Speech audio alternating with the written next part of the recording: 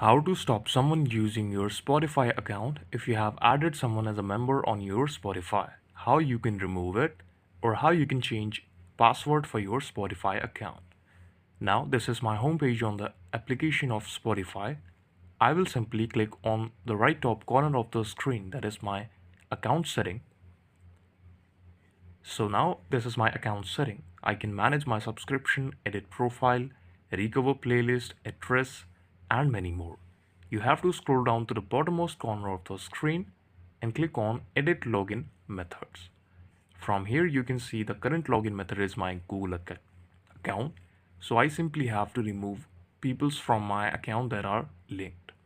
As you can see, there is sign out everywhere option. You simply have to click on this option to get signed out of every device you are logged in right now. And then you have to change the password of your Spotify account. After this process, your account will be secured and no one will be able to log in again to your Spotify account. This is how you can do it.